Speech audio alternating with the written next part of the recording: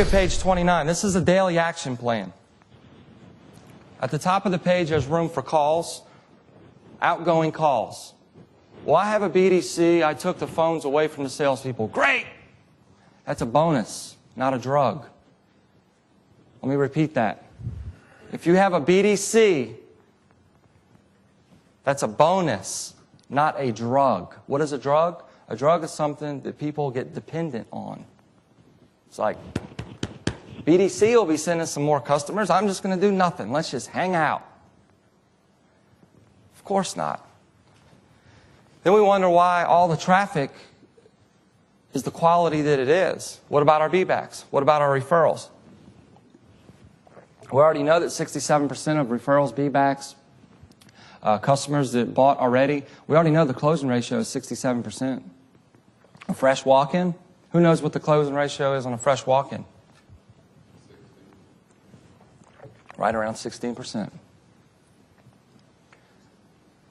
Depending on who you're listening to at the point, between 12 and 16%, right? The bottom line is, I'm going after the 67%. Add that with the other traffic. And if you never, ever, ever, ever, if a salesperson says, well, I just don't like the quality of this traffic, it's just crazy. Well, if you never, ever, ever, ever, ever want to get another customer, that their credit is so bad that you have nowhere to go with it, if you never want that to happen again, quit taking ups. What do you mean? Just quit taking ups. It'll never happen again. Well, how do you quit taking ups? You've got to have a plan in place. You've got to have a plan in place to do follow-up, prospecting. You know, that step in our process where we do the 3-hour phone call and the 30-hour and the 3-day, that's where follow-up begins. It's not where it ends. We're in constant contact with that customer. If the BDC is sending a letter, they should have got a personal note from the salesperson, signed by the salesperson, with something that's very personable about that interaction that happened when the customer was in a dealership. Most of us are just worried about reaching for their wallets. And we got commission breath and we don't realize it. Do a personal note. Look at the second part of the action plan, appointments. This is where we list our appointments. Tell me, how many appointments did each salesperson have to have before they took an up?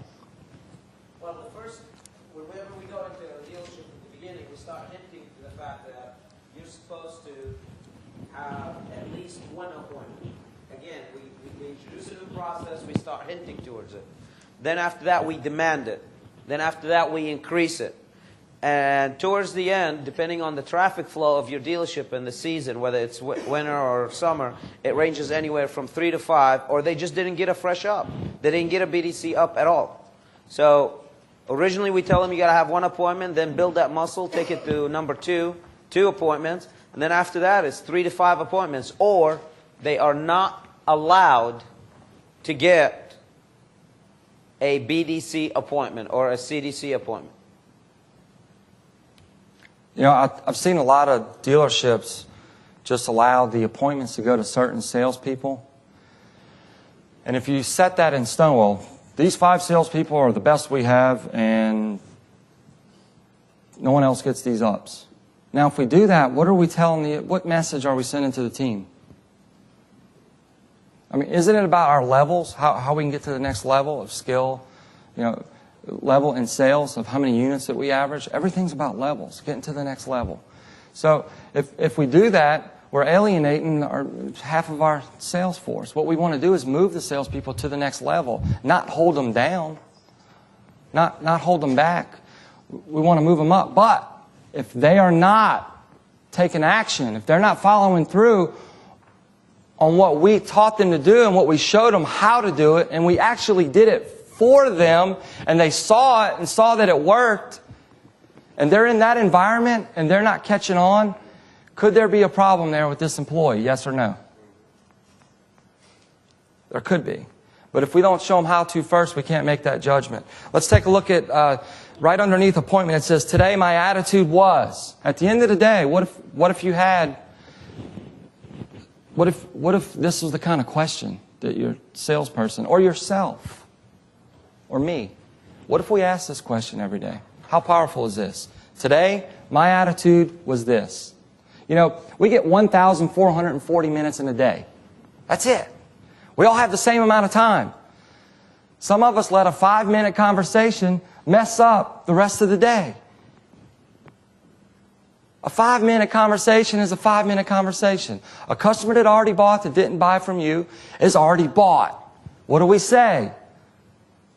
You've heard it before. Some will, some won't. So what? Someone's waiting. Next. If you don't have a next attitude, I mean, don't get me wrong. We're going to do everything we can. We're never going to give up. We're going to close the deal.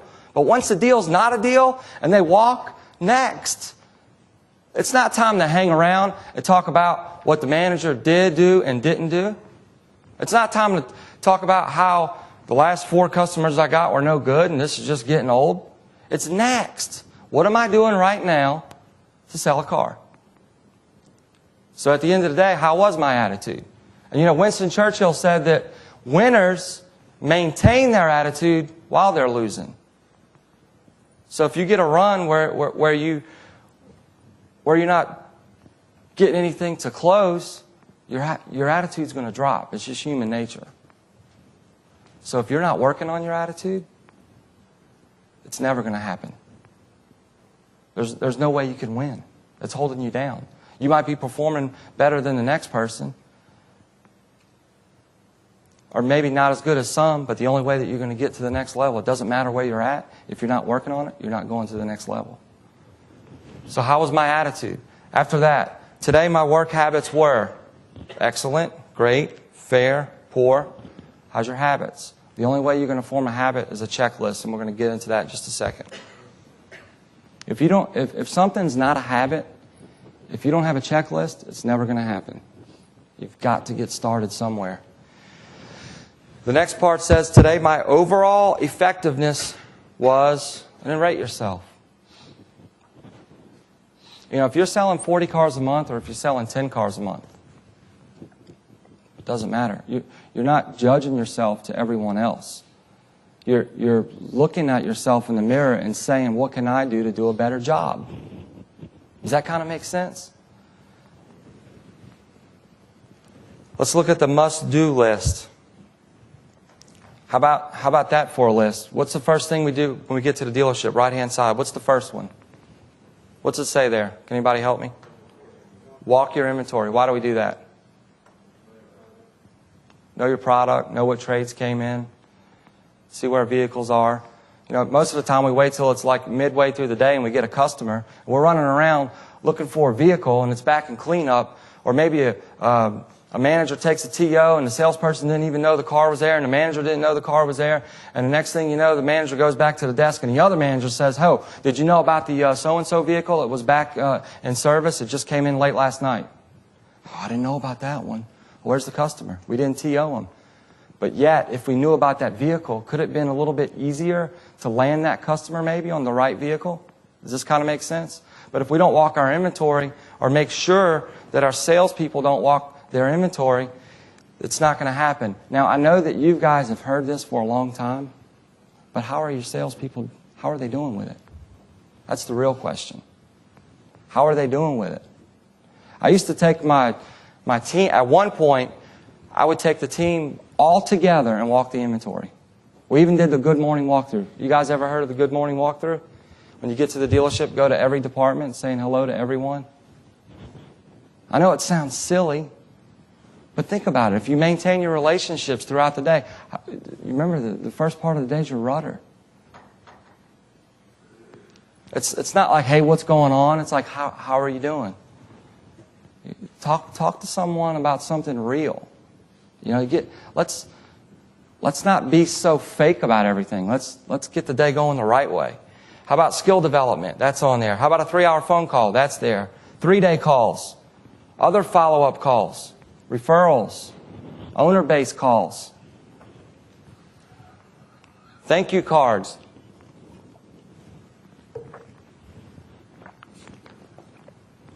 Okay, let's take a look. I told you I'd give you the 8 strategies. You ready for it? Who wants the 8 strategies to bring to their salespeople? Here it is. The first one is get organized. Why? Why do our salespeople need to be organized back at the dealership? Anybody? Why do they need to be organized? There's no way you can do all this if you're not organized. And if you're not organized, you don't have clarity. And if you don't have clarity, you don't have any power. Whether you think you do or not, you don't have any power because there's no clarity. Now, should they get organized at home and at work? Absolutely. So put in parentheses, at home and work. The next one is use a monthly planner. There's only two things that we can manage. That goes for us and our salespeople. That's our attitude and our activities. And if we're not using a planner, how can you manage your activities? There's no way to do it. And if you're a salesperson, there's 4 activities that I would have to master right away. I want to track. What do I want to track? I want to track how many people I talked to, how many test drove. Of the ones I test drove, how many did I write up? Of the ones I wrote up, how many did I close? Now that's the result tracking. The first 3 were activities. Opportunities, test drives, write-ups. Those are all activities. You see, our activities determine our result. It's not, let's go sell a car. No, it's how many people am I going to talk to today? Now we can gauge something to track. How about the next one? Number 3, follow the basics. You remember the basics?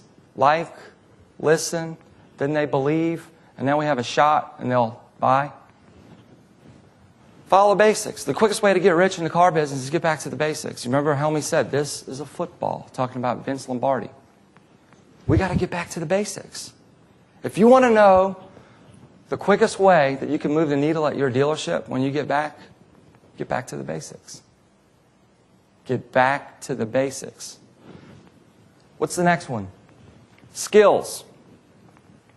Skill development is important. This is exciting for your salespeople. When they develop a new skill, it's game on. I mean, it's game on. You know, the hardest one, the hardest objection or price bypass, the hardest one is the one that you don't have mastered. That's it. They're not hard. It's almost too easy. It just takes practice. Now, how do we do it? Like, say, bypassing price, for example. You want to start off easy, right? Maybe a new car. How much is it? Well, it's $18,249.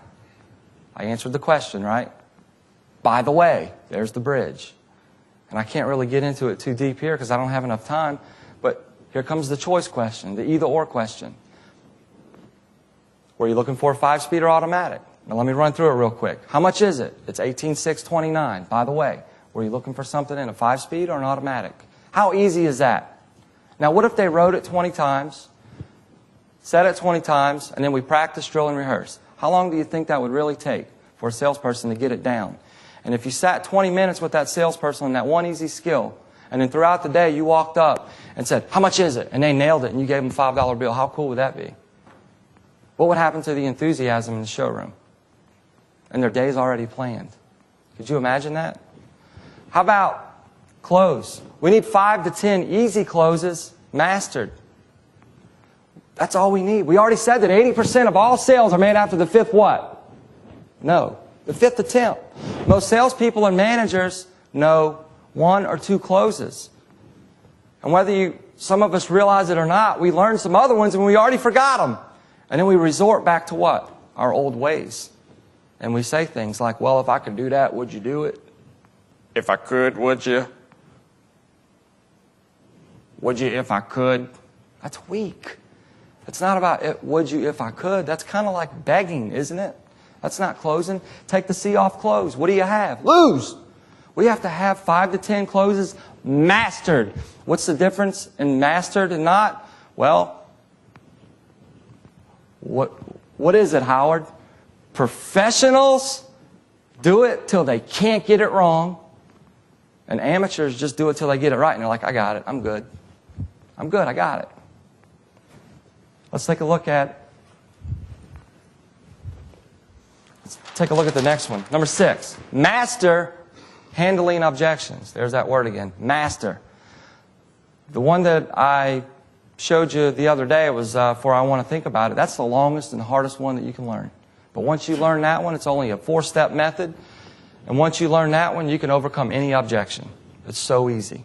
But someone is going to have to be able to show our salespeople how to do that. You know, when a customer comes on a lot and they spend time with our salespeople, how many times do they hear, I want to think about it? Is it a lot or a little? It's a lot. How about, I just want to go smoke over it. I'll be back after a while. We're going to go eat lunch. We'll come back. This is the first place I stopped. I really like the way it drove, and I appreciate everything. You've been really good to us, but this is the first place I stopped. And I promised myself I wouldn't buy from the first place. I did that a few years ago, and I never could trade it because they charged me too much. My uncle works at another dealership in 4 hours away, and I wanted to call him first. How do they overcome all that stuff? They don't know how.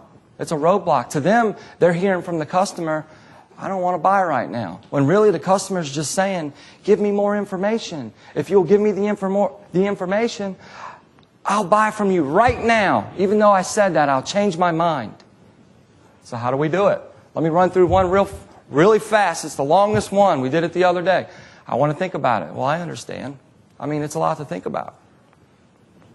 It's a lot of money, isn't it? Well, yeah, it is. Well, when you do like the car, though, don't you? Well, yeah. Well, when you say you want to think about it, was it the vehicle? Was it the make? Was it the model? Or was it really just the price? 9 times out of 10, what will they say? It's the price. Well, that's cool. When you say it's the price, was the total amount that you're going to be writing a check for? Or are you going to be making payments? Oh, well, we definitely can't make payments. Write a check. We're going to be making payments. Okay, well, sounds like you're kind of like me and everybody. You're on a budget, am I right? Well, yeah. Well, other than us getting the figures to fit into your budget, is there any other reason why you won't want to take it home right now? Not today. Right now? Well, no, not if it fits in our budget. Congratulations. Do you want something hot or cold to drink while we wrap this up? Something cold, but I'm not going any further unless I know how much I'm getting for my trade. Come on, man. Quit kidding around. I wouldn't expect you to do anything unless we got you enough for your trade. Now, why don't you do me a favor and go ahead and grab your registration. I'll get started on some of the minor details. Did you want something hot or cold to drink while we wrap it up? Cold. Boy, that was just so hard, wasn't it? Now, did I tell the customer anything at all in that skill? Everything was a question. I understand. You did like the car, didn't you?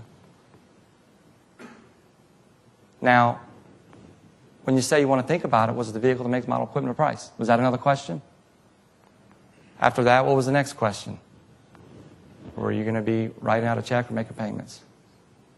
Or before that, kind of like me and everyone, you're on a budget, am I right? It's just all questions, but they have to know those questions. How about this one? Follow-up and prospecting. Do we need help at getting better at follow-up? Yes or no? Yes. Of course we do. What is prospecting? That's easy. That's just telling people who we are, where we work, and what we do. But we have to work on it. Here's the last one. You go to that one, prospecting. How valuable is it for your salespeople, your managers, and everybody in the dealership to look good on their day off? Isn't that part of prospecting? I'd say so. How important is it for them to carry themselves appropriately? Aren't they representing themselves and their business, and more importantly, your dealership? Do they know how to do that, or should we teach them how to do that? Some do, some don't. We can't take it for granted, can we? Now here's the last one, the most important one. This is number 8. We talked about decision yesterday.